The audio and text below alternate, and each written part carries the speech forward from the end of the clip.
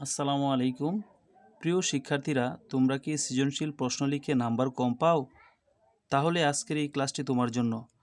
তুমি যদি সৃজনশীল প্রশ্নে পূর্ণ নম্বর পেতে চাও, তাহলে এই ক্লাসটি স্কিপ না করে শুরু থেকে শেষ পর্যন্ত দেখো। প্রথমে তোমাকে দেখতে হবে একটি সৃজনশীল প্রশ্নে কি কি অংশ থাকে। শুরুতে থাকে উদ্দীপক। উদ্দীপকের আলোকে তোমাকে 4টি অংশে উত্তর করতে হবে।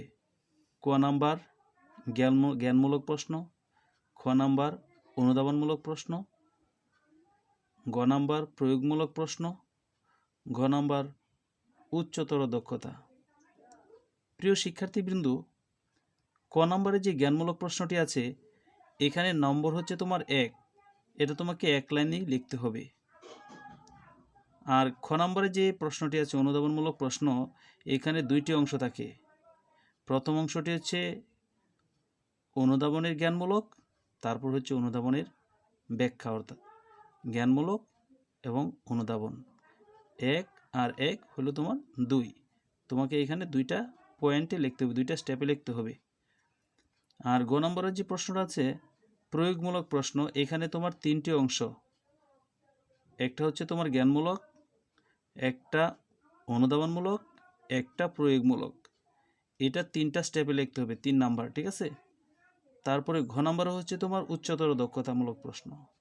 এখানে কিন্তু 4টা অংশ, একটা জ্ঞানমূলক, একটা অনুধাবন, একটা প্রয়োগ, একটা উচ্চতর দক্ষতা। এই দেখো, কতে হলো তোমার 1, খতে হচ্ছে তোমার 2, গতে হচ্ছে তোমার 3, আর ঘতে হচ্ছে তোমার কত 4। তাহলে মোট টোটাল নাম্বার কত হলো 10। একটি সৃজনশীল প্রশ্নে সর্বমোট 10 নাম্বার। তুমি যদি এই 10 থেকে 10 পেতে চাও, তাহলে তোমাকে এই নিয়মগুলো অবশ্যই অনুসরণ করতে হবে। প্রিয় শিক্ষার্থীবৃন্দ, দেখো একটি সৃজনশীল প্রশ্নে তোমাদের পাঠ্য বইয়ের পৃষ্ঠা নম্বর 5, এখানে একটি সৃজনশীল দেওয়া আছে প্রত্যুপকার গল্প থেকে। দেখো, প্রত্যুপকার গল্পের মধ্যে একটা সৃজনশীল দেওয়া আছে, এই যে একটা সৃজনশীল প্রশ্ন। এই সৃজনশীল প্রশ্নে কিন্তু উদ্দীপক আছে। এই যে দেখো উদ্দীপকটা, এটা হলো তোমার একটা উদ্দীপক। এই উদ্দীপকের আলোকে তোমাকে এই যে দেখো এখানে প্রশ্ন করা হয়েছে। এই যে দেখো, গ নাম্বার আর ঘ নাম্বার উদ্দীপকের আলোকে আসছে, আর ক আর খ হচ্ছে তোমার মেইন বই থেকে আসছে।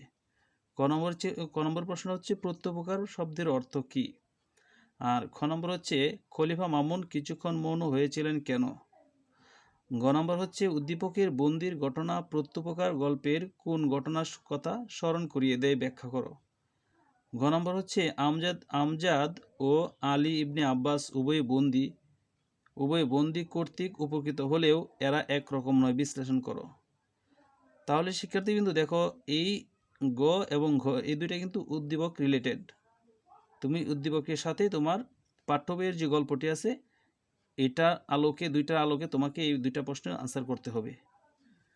এখন তুমি যে প্রশ্ন আনসার করবা, এই প্রশ্ন আনসার করার জন্য তোমার খাতায় কিভাবে উত্তর করবা, খাতার নিয়মটাই হচ্ছে তোমার আসল। তুমি কিভাবে লিখলে, খাতায় লিখলে তোমাকে স্যার পূর্ণ নম্বর দিবে, এই বিষয় নিয়ে আজকে আলোচনা করার চেষ্টা করব। প্রিয় শিক্ষার্থী কিন্তু দেখো, এই যে তোমার খাতা, এই যে উত্তরপত্র তোমার, এই উত্তরপত্রে তোমাকে প্রথমে মার্জিন করতে হবে, সুন্দর করে তোমাকে মার্জিন করতে হবে। মার্জিনের সঠিক নিয়মটা হচ্ছে, একটা স্ট্যান্ডার্ড নিয়ম আছে। নিয়মটা হচ্ছে তোমার যে স্কেলটা আছে, স্কেলটা নিয়ে তুমি এইভাবে স্কেলটা ধরবা, ঠিক আছে। স্কেলটা ধরার পরে তুমি দেখবা স্কেলের মধ্যে কিন্তু এই যে 1 ইঞ্চি দেওয়া আছে, 1 ইঞ্চি, তারপরে আরও আছে হাফ ইঞ্চি, 1.5 ইঞ্চি, অর্থাৎ 1.5 ইঞ্চি থেকে তুমি এইভাবে ধরে একটা টান দিবে, সোজা টান, ঠিক আছে। তারপরে উপরে যে অংশটা আছে, উপরের অংশটা সেম এভাবে সোজা করে ধরবে। ধরার পরে এই যে এভাবে ধরে সুন্দর করে সোজা করে একটা টান দিবে। এই যে তুমি প্রত্যেকটা তোমার পেজে এভাবে তোমাকে মার্জিন করতে হবে। এটা একটা স্ট্যান্ডার্ড মার্জিনের নিয়ম, ঠিক আছে। এখন তোমাকে এই যে সৃজনশীল প্রশ্নটা আছে, এই সৃজনশীল প্রশ্নের যে জ্ঞানমূলক প্রশ্ন এটা আর হচ্ছে অনুধাবনমূলক প্রশ্ন, এটা তোমাকে এক পেজে আনসারটা দিতে হবে, প্রথম পেজে, ঠিক আছে। প্রথম পেজে তোমার হচ্ছে এই যে লিখবা, তুমি হচ্ছে ধরো এই প্রশ্নটা হচ্ছে 1 নং প্রশ্ন, ঠিক আছে, 1 নং। তাহলে তুমি লিখবো হচ্ছে 1 নং প্রশ্নের উত্তর। প্রশ্নের উত্তর, এই যে 1 নং প্রশ্নের উত্তর লিখলাম, ঠিক আছে। তারপর তুমি এখানে কি করলা, ক দিয়ে এখানে শুরু করলা, ক। এই তোমার জ্ঞানমূলক, এখানে তুমি জ্ঞানমূলক লেখা শুরু করলা। জ্ঞানমূলক শেষ হওয়ার পর তুমি এখানে দেবো খ নম্বর। ঠিক আছে, এই যে খ নম্বরে কিন্তু তুমি এই যে আনসার করা শুরু করলা। ঠিক আছে, আনসার করা শুরু করলা। তারপরে তুমি দেখলা এই যে এটার জ্ঞানমূলক শেষ হইলো, এইখানে তোমার জ্ঞানমূলক শুরু হয়েছে। শুরু হওয়ার পরে তোমার এইখানে এসে তোমার জ্ঞানমূলকটা শেষ হয়েছে। তারপরে তুমি এখানে দাঁড়িয়ে দিবা। তারপরে এখানে তুমি কি করবা, এখানে তুমি কারণটা লিখবা, মানে অনুধাবনটা লিখবা, অনুধাবন লিখবা। ঠিক আছে, অনুধাবন লিখলা। ঠিক আছে, এই যে এক পৃষ্ঠা কিন্তু তোমার কি ক আর ক শেষ। তাহলে তুমি দ্বিতীয় পৃষ্ঠায় চলে যাবা। তারপর তুমি দ্বিতীয় পৃষ্ঠায় চলে যাও।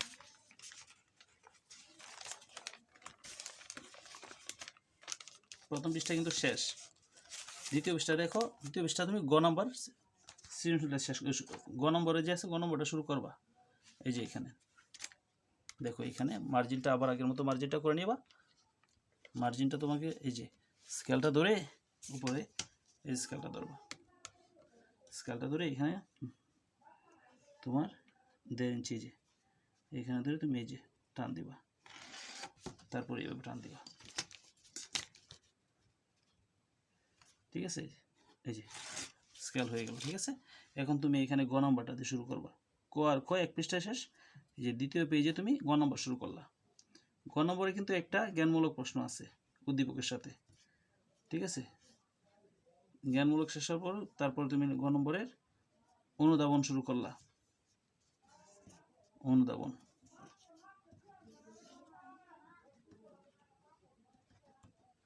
ঠিক আছে, অনুধাবন দেওয়ার পর তুমি তৃতীয় স্টেপটা কি করলা, এটা তোমার প্রয়োগমূলক 3 নম্বর স্টেপ।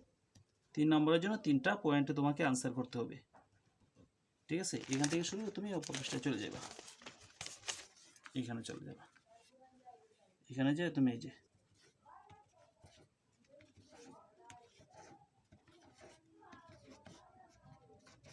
এই যে শেষ, এই যে দাঁড়ি। এরপরে তোমাকে এখানে আর লিখতে হবে না, শেষ। এই জায়গাটা ফাঁকা রাখবা। ঠিক আছে, এই জায়গাটা ফাঁকা রাখবা। ঘ নম্বরে তুমি অপর 2 পৃষ্ঠা শুরু করবা। ঘ নম্বরের জন্য তুমি অপর 2 পৃষ্ঠা শুরু করবা। এই যে ঘ শুরু করবা এখানে। ঠিক আছে, সেম আগের মতো মার্জিন করবা। মার্জিন করে এখানে এদিকে 1.5 ইঞ্চি ধরবা। 1.5 ইঞ্চি, এই 1.5 ইঞ্চি দিয়ে এই যে মার্জিন করলা।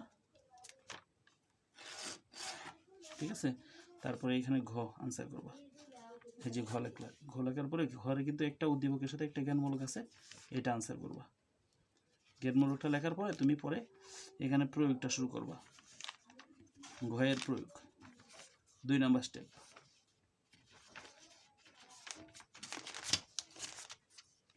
শুরু করলা। এইখানে তুমি প্রয়োগমূলক প্রশ্নটা এখান থেকে শুরু করলা। আবার উপর পৃষ্ঠায় গেলা, আবার উপর পৃষ্ঠায় যে মার্জিন করলা, সেম আগের মতো একটা মার্জিন করবা। এই যে 1.5 ইঞ্চি এখানে মার্জিন করলা। ঠিক আছে, এই যে এখন এইখানে তুমি শুরু করবা কি, এখানে তোমার হচ্ছে কি 3 নম্বর স্টেপটা। 3 নম্বর স্টেপটা এখানে তুমি শেষ করলা।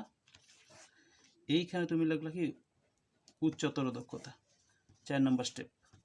ঘয়ের 4 নম্বর স্টেপ।